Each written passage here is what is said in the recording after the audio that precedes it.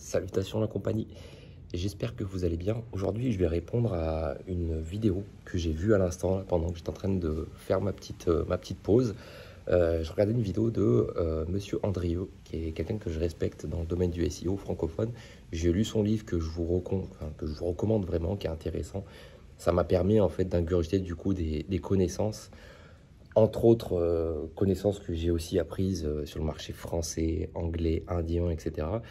Monsieur Andrieux m'a appris beaucoup de choses. Du coup, je regardais ses vidéos pendant que je fais mes petites pauses et il posait la question: faut-il mettre nos liens vers nos réseaux sociaux en nofollow ou dofollow? Donc, je vais essayer d'y répondre parce qu'il a fait un appel à la fin de cette vidéo, un appel sur l'avis d'autres personnes. Donc, je vais vous donner mon avis à moi. Dans un premier temps, je vais vous expliquer, pour ceux qui ne connaissent pas du tout, ce qu'est du dofollow et une nofollow. Donc, le dofollow, concrètement, c'est tout simplement de mettre un lien sur son site et de stipuler aux robots qui vont venir analyser notre site si oui ou non ils doivent suivre ce lien et lui donner de l'autorité à partir de notre site. Ok, le dofollow, c'est l'inverse, c'est tout simplement, on va mettre un lien. Par exemple, voilà, j'ai le site Samsung, de la marque Samsung, et je vais faire un lien vers LG. Ben, je vais mettre un lien nofollow pour dire au robot: ok, moi je suis Samsung, je suis une marque autoritaire, je fais un lien vers ma marque concurrente LG, mais je ne veux pas lui transmettre d'autorité et de trust de ma part, de trust, c'est-à-dire de confiance. Ok, c'est-à-dire qu'on va garder notre pouvoir, notre puissance, mais on va tout simplement faire un lien vers eux pour les citer ou autres. Ok, donc en fait c'est tout simplement un partage de puissance. Donc le nofollow, tu ne partages pas ta puissance, et le dofollow, tu partages ta puissance.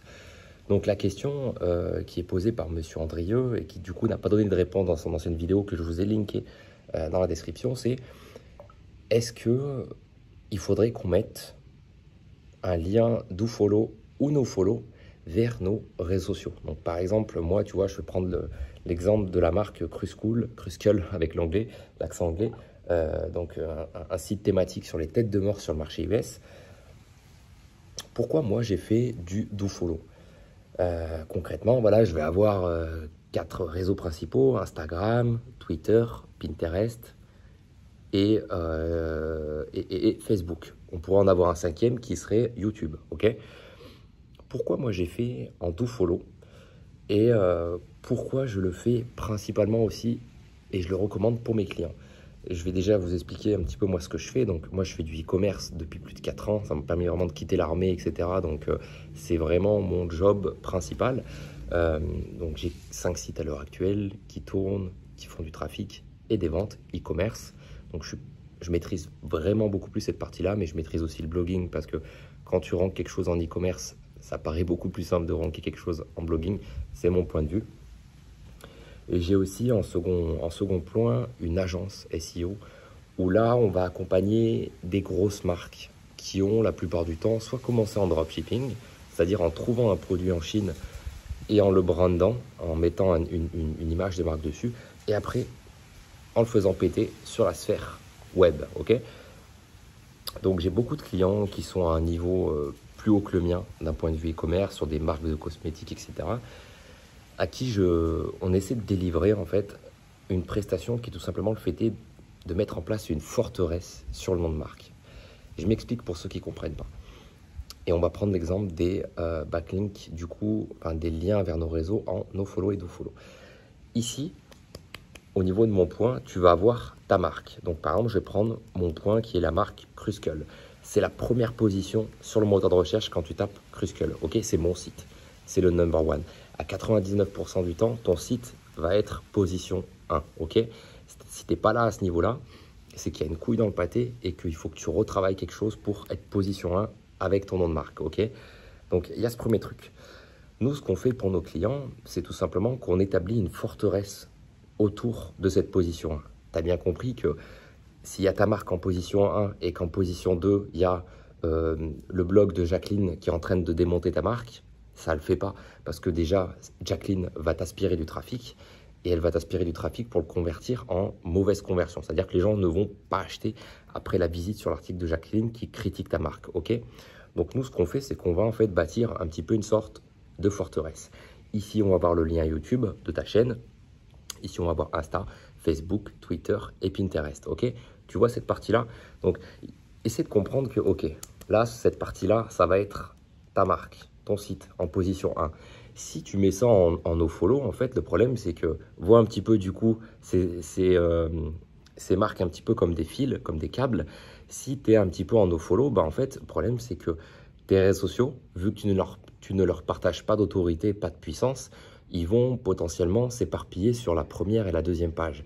C'est-à-dire qu'ici, tu vas avoir ta marque en position 1 et ici, tu vas avoir YouTube en position 12, donc deuxième page. Tu vas avoir Facebook en position 6. Tu vas avoir Twitter en position 2, ok. Tu vas avoir Pinterest en position 5, etc. Le problème avec ça, c'est que tu vas avoir Jacqueline qui va s'insérer entre les deux et qui va venir avec son blog pour te démonter. Donc le problème, c'est que mon point de vue, hein, je ne suis pas là pour prôner faut-il nofollow, dofollow, je vous explique mon point de vue à moi au niveau de mes prestations, c'est que du coup on a moins de maîtrise sur la forteresse qu'on peut établir par rapport à notre nom de marque.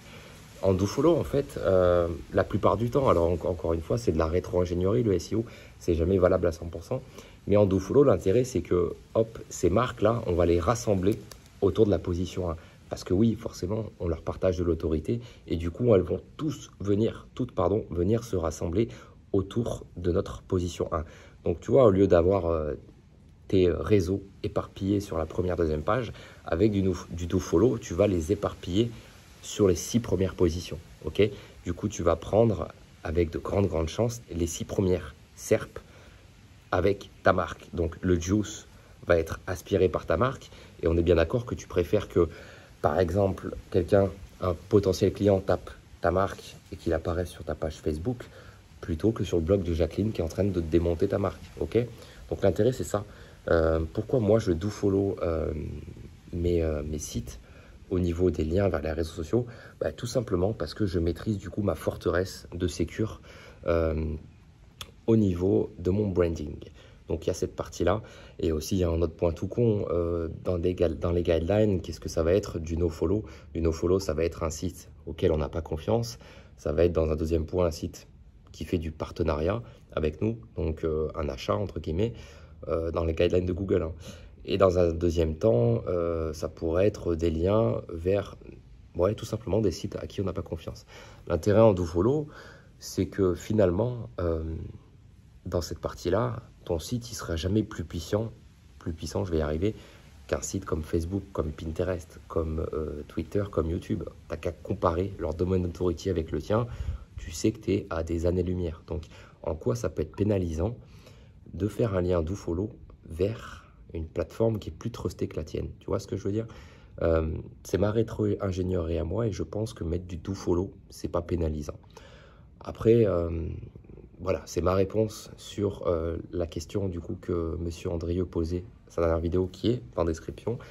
C'est bien aussi pour vous d'avoir plusieurs points de vue. Moi, dans mon point de vue qui est plus axé e-commerce, je ne vois pas en quoi il faudrait mettre nos liens vers les réseaux en nofollow. On stipule, on montre à Google qu'on fait des liens vers des liens de source, que ce sont nos réseaux. Et du coup, c'est toujours intéressant d'envoyer des liens vers nos réseaux qui pourraient être aussi sur les SERP des portes d'entrée. C'est nos funnels, ok? Là, encore une fois, en nofollow, le problème, c'est que ça va être dispersé. En dofollow, tu vas potentiellement prendre avec ta forteresse les 6-7 premières SERP de Google sur ta marque. Donc, tu te garantis qu'il n'y a pas, pardon pour le terme, un connard qui va venir avec son blog, même en étant gentil sur ta marque, pour aspirer du trafic. C'est la stratégie, ok? Donc, voilà mon retour par rapport à ça. Dites-moi ce que vous en pensez en commentaire. Donnez-moi vos retours. Moi, je pense que c'est aussi un truc où il faut arrêter de se masturber mentalement. C'est un détail. Si tu fais en nofollow ou en dofollow, ça va pas être un game changer. Si tu fais un SEO propre, désolé, je ferme les yeux, mais le soleil me déglingue les yeux. Si tu fais un SEO propre, que tu passes à l'action, c'est le plus important. Tu ne devrais pas t'inquiéter de ce genre de conneries. Franchement, le plus important en SEO, c'est que tu files une expérience utilisateur propre à tes internautes, que le site soit explicite au niveau de la navigation, que ce soit sur mobile ou sur PC, qu'il ne faille pas faire 20 clics pour arriver à une collection que tu primes, qu'il faut que ce soit brandé, propre, il faut que ça donne de la trust à tes clients, qui se sentent en sécurité, et puis qu'après ils achètent, quoi. Faut arrêter de se prendre la tête, balancer du contenu qualitatif pour vos internautes, et ça devrait ranker. Après, la question des nous follow, do follow sur les réseaux sociaux, j'ai envie de vous dire, ça passe vraiment au dernier plan. C'est des miettes qu'on va récupérer. Moi, les miettes que j'essaie de récupérer, c'est plus pour une stratégie en fait de branding et de sécurité de marque, comme je vous le disais, avec la stratégie de la forteresse. Voilà, voilà. N'hésitez pas à me donner vos avis en commentaire. On peut en discuter, il n'y a pas de souci. Je vous dis à très bientôt pour une prochaine vidéo. N'hésitez pas à vous abonner. On essaie de répondre à plein de questions de ce type-là sur la chaîne. C'était Pay. Ciao, ciao pour une prochaine vidéo.